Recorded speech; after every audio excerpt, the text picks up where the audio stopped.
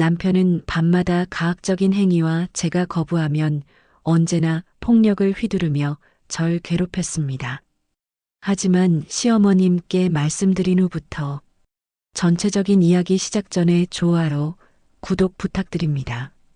비 내리는 오후 전라도의 깊은 산골 마을. 낡은 지붕에서 떨어지는 빗방울 소리가 적막한 공기를 때리고 있었습니다. 그 비를 맞으며 젊은 여자가 천천히 마을 어귀를 걸어 들어오고 있었죠. 그녀의 이름은 응엔.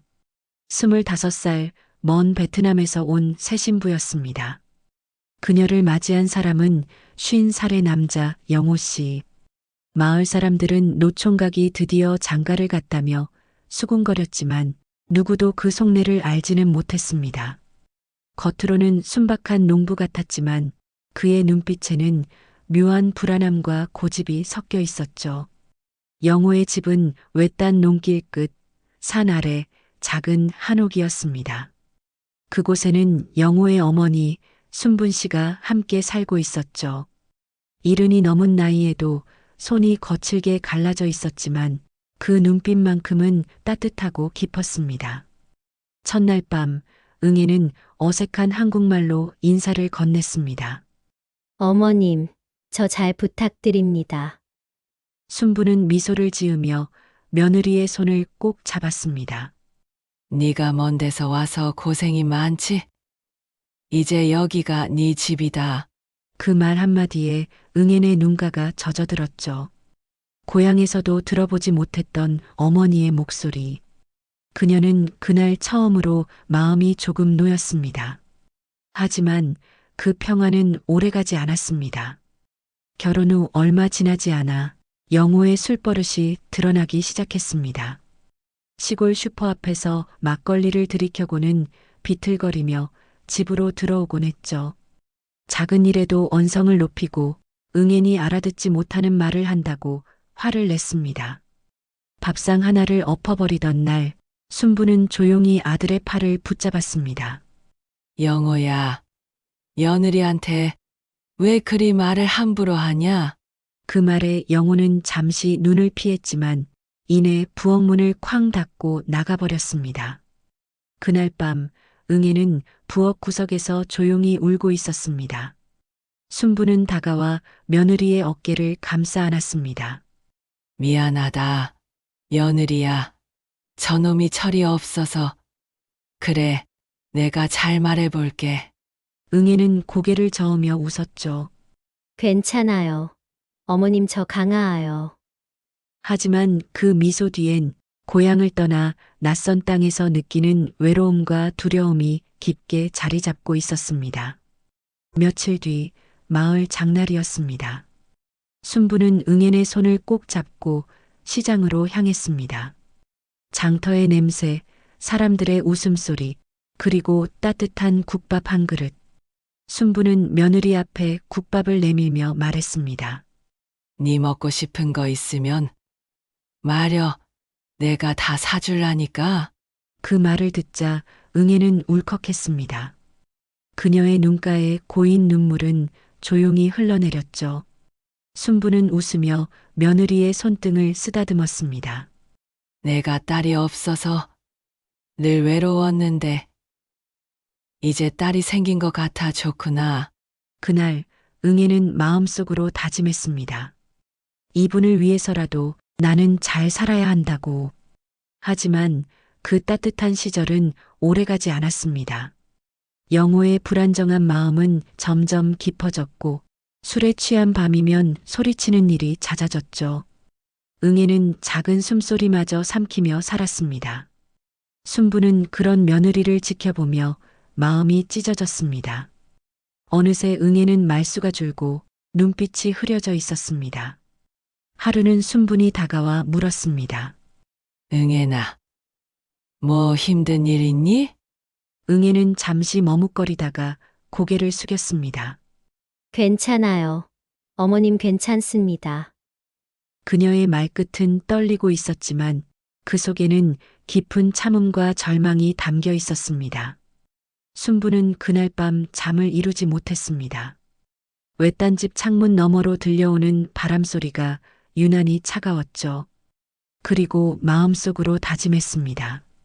내 며느리를 내가 지켜야겠다. 그날 저녁 산 너머로 붉은 노을이 질 무렵이었습니다. 순부는 저녁상을 차려놓고 아들을 기다리고 있었죠. 응애는 말없이 아이젖을 데우며 조용히 움직였습니다. 부엌 안은 고요했고 젖은 수건에서 흙냄새가 은근히 풍겼습니다. 문이 열리며 거친 발소리가 들렸습니다. 영호였습니다. 눈은 벌겋게 충혈되어 있었고 손에는 아직 마르지 않은 흙먼지가 묻어 있었습니다. 그는 상위의 반찬을 보더니 이내 얼굴을 찌푸렸죠. 이게 뭐냐 맨날 이런 거 먹으라고? 목소리가 낮았지만 그 속에는 짜증과 불만이 섞여 있었습니다. 응애는 조심스레 고개를 숙였습니다. 죄송합니다. 어제 장에 못 가서. 그 말이 끝나기도 전에 숟가락이 상 위에 떨어졌습니다. 짧은 정적이 흘렀고 순부는 그 소리에 몸을 굳혔습니다. 그날 밤 순부는 잠을 이루지 못했습니다. 응애니 방에서 아이를 재우며 흐느끼는 소리가 벽 너머로 들렸습니다. 그녀는 담요를 덮어쓰고 조용히 눈을 감았습니다. 하지만 마음은 고요하지 않았죠. 어느새 눈가에 뜨거운 눈물이 흘러내렸습니다. 다음 날 아침 순부는 며느리의 얼굴을 보고 숨을 삼켰습니다. 옅은 화장으로 가려지지 않는 푸른 자국. 그녀는 아무 말 없이 국을 끓이던 국자를 내려놓았습니다. 응애는 고개를 숙이며 말했습니다. 어머님, 제 탓이에요. 제가 한국말을 잘 몰라서. 그 말에 순분의 입술이 떨렸습니다. 그녀는 손을 내밀어 응애의 손을 꼭 잡았습니다. 아니다. 네 잘못 아니다. 응애나 저놈이 사람 구실을 못하는 거다. 그녀의 목소리는 낮았지만 그 안에는 분노가 깃들어 있었습니다. 그날 저녁 순부는 영우가 들어오자마자 마루에 불러 세웠습니다. 아들아, 그녀의 목소리는 낮지만 단호했습니다. 응애는 부엌에서 젖병을 씻으며 손이 떨렸습니다. 너 며느리한테 손댔냐? 영우는 놀란 표정으로 어머니를 바라봤습니다. 누가 그래요? 엄마가 뭘 알아요? 순부는 깊게 숨을 내쉬며 아들을 바라봤습니다. 내가 다 봤다. 그의 얼굴 네가 아무리 속여도 나는 다 안다. 그 순간 영우의 얼굴에 분노가 번졌습니다. 엄마는 항상 며느리 편이지 나는요. 내가 얼마나 힘든 줄 알아요? 순부는 한 발짝 다가서며 말했습니다. 네가 힘든 건 알지. 근데 힘들다고 그 애를 상처내면 안 되지 않냐. 그건 사람이 아니지. 영우는 말없이 어머니를 쏘아보다가 이내 마루를 박차고 나가버렸습니다. 문이 덜컥 닫히고 바람이 허공을 가르듯 스쳤습니다. 그날 밤 응애는 어머니의 방 앞에 무릎을 꿇었습니다. 죄송합니다. 제가 잘못했어요. 제가 말을 했어야 하는데. 순부는 문을 열고 며느리를 부둥켜 안았습니다. 아니야, 이제 내가 지킬게. 네가 내 딸이라 생각하고 끝까지 지킬 거야. 그 말에 응애는 참았던 울음을 터뜨렸습니다. 두 여인의 울음소리가 밤새도록 이어졌습니다. 바람은 창문을 흔들었고 산새가 멀리서 울었습니다. 그 집의 등불만이 조용히 흔들리며 그들의 눈물을 비추고 있었습니다. 며칠 후 영호는 마을 사람들에게서 수군거림을 듣기 시작했습니다. 며느리가 참 곱던데 그 집 사정이 그렇다며. 그 말들이 귀에 들어올 때마다 그의 눈빛은 점점 더 날카로워졌습니다. 응애는 말없이 아이를 안고 살았습니다. 아이가 잠들면 손끝으로 머리칼을 빗으며 속삭였죠. 인철아, 엄마는 괜찮아요. 조금만 참으면 괜찮아질 거야. 하지만 그 괜찮다는 말이 누구를 위로하는 말인지 이제는 알 수 없었습니다. 밤새 바람이 불었습니다. 낡은 창문이 덜컹거릴 때마다 응애는 가슴이 움찔거렸죠. 이제는 작은 소리에도 몸이 먼저 반응했습니다. 한쪽 볼에는 아직 파랗게 멍이 남아 있었고 팔목엔 누런 자국이 지워지지 않았습니다. 그녀는 부엌 바닥에 앉아 아무 말 없이 국을 저었죠. 순부는 그 모습을 한참 바라보다가 손에 쥔 수저를 내려놓았고 응애나, 이대로는 안 되겠구나. 그 한마디에 응애의 손이 멈췄습니다. 순부는 서랍 깊숙이 손을 넣더니 오래된 봉투 하나를 꺼냈습니다. 구겨진 봉투 안에는 통장과 현금 몇 장이 들어 있었습니다. 이 돈, 내 시아버지 돌아가시고 나서 내가 조금씩 모은 거야. 아무리 생각해도 이제는 내가 떠나야겠다. 응애의 눈이 커졌습니다.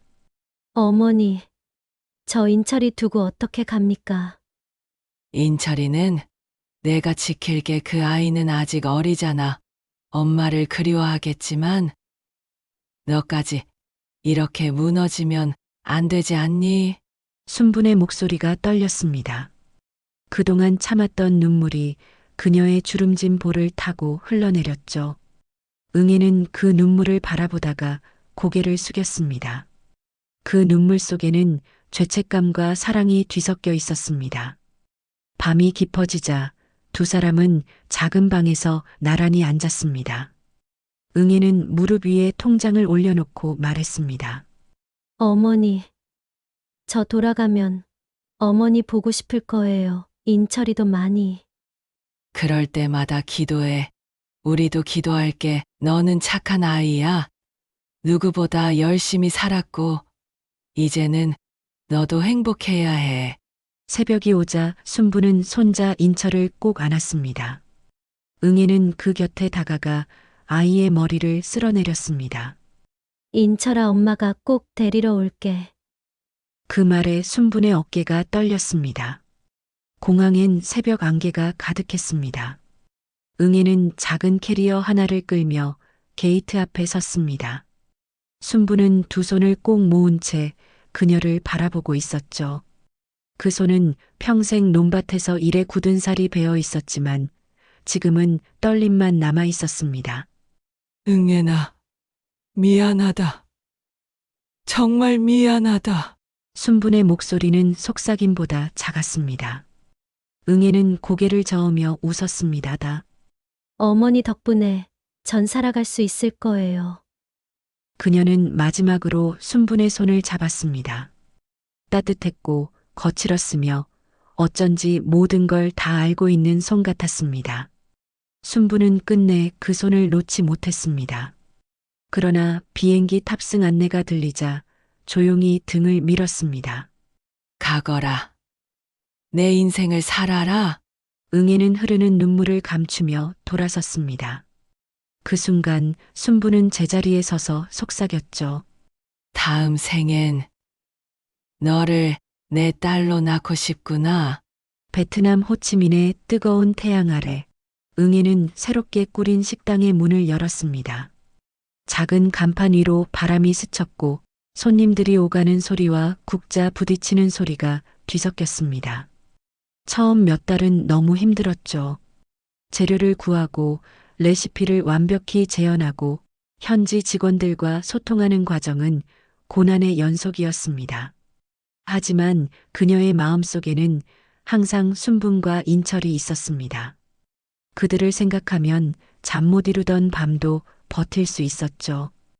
응애는 아침마다 작은 기도를 올렸습니다.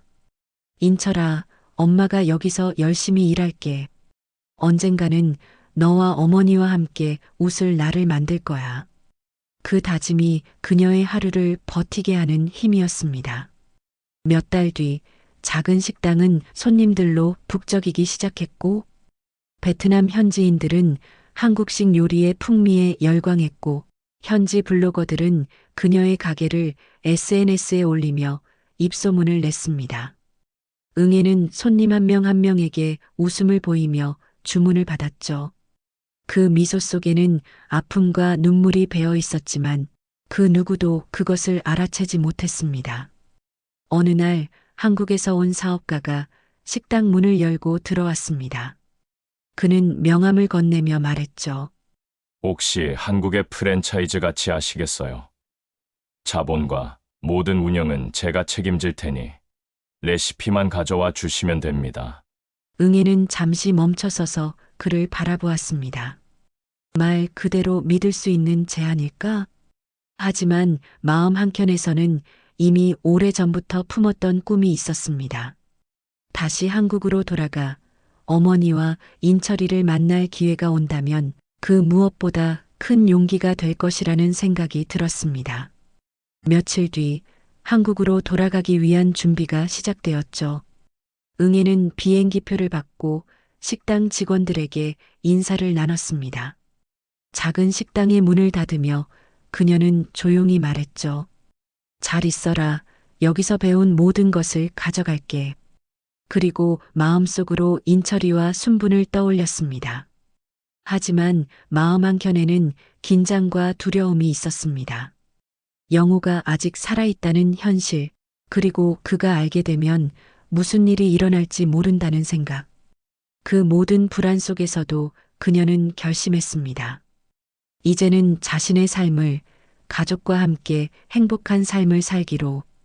비행기 안에서 창밖을 바라보며 응애는 눈가가 젖는 것을 느꼈습니다. 호치민의 붉은 태양, 분주한 거리, 그녀의 노력이 담긴 작은 식당, 그리고 앞으로 다가올 한국의 추억과 현실이 머릿속에 스쳐갔습니다. 이제는 다시 시작이다. 한국행 비행기에서 내린 응애는 가슴이 두근거렸습니다. 한 달 전 한국에서 온 사업가의 연락은 그녀에게 새로운 삶을 예고했지만 한편으로는 과거의 기억과 공포가 마음속을 가득 채웠죠. 영호, 그 남자 아직 살아있다. 그리고 그가 지금 어떤 상태일지 상상만 해도 머리가 아팠습니다. 공항을 나서자 선선한 바람이 얼굴을 스쳤고 순분의 집으로 향하는 길, 골목골목 익숙한 풍경이 스쳤지만 마음은 긴장과 설렘이 뒤섞여 있었습니다. 어머니, 제가 왔습니다. 작은 목소리였지만 그 안에는 결심이 담겨 있었습니다. 집 앞 순부는 평소처럼 정원에 앉아 있었죠. 하지만 예전과 달리 눈빛은 약간 흐릿했고 몸은 여전히 연약해 보였습니다. 응애이 다가가자 순분의 얼굴에 미소가 번졌죠. 응애나, 이렇게 와주다니. 말없이 서로를 껴안았습니다. 그 순간 오랜 세월의 고통과 그리움, 안도감이 한꺼번에 터져나왔죠. 하지만 행복의 순간은 잠시였습니다. 사장님이 전한 소식, 영호가 간암 말기로 병원에 입원했다는 사실. 그동안 응애를 괴롭히던 남자가 이제는 병상에 누워있다는 현실이 가슴을 묵직하게 누르며 복잡한 감정을 불러왔죠. 순부는 조용히 말했습니다. 이제는 마음 놓고 살아라. 인철이는 내가 끝까지 지킬 거다. 내가 와서 함께 살아도 나는 괜찮다. 응애는 눈물이 멈추지 않았습니다. 이제야 모든 것이 끝났다는 안도감과 그동안 홀로 버텨낸 삶에 대한 자부심, 그리고 어머니와 아들 곁에서 다시 살아갈 수 있다는 설렘이 교차했습니다. 인철이를 안고 집 안으로 들어서자 아이의 작은 손이 응애의 얼굴을 꼭 감싸 안았습니다. 엄마, 엄마! 그 한마디에 그녀의 눈물은 터져나왔고 순부는 그 옆에서 조용히 미소 지었습니다. 이제야 진정한 가족의 재회가 이루어진 순간이었습니다. 그날 저녁 집 앞 정원에 앉아 세 사람은 오래도록 말없이 있었고 해질녘 붉은 노을이 집을 감싸며 새로운 삶의 시작을 축복하는 듯 부드럽게 내려앉았습니다. 응애는 마음속으로 다짐했죠. 다시는 과거의 그림자에 흔들리지 않고 순분과 인철이 그리고 자신을 위해 단단히 살아갈 것을. 이제는 세대의 벽을 넘어 세 사람이 함께 만들어갈 새로운 삶의 약속이 완성된 순간이었다. 지금까지 시청해 주셔서 감사합니다.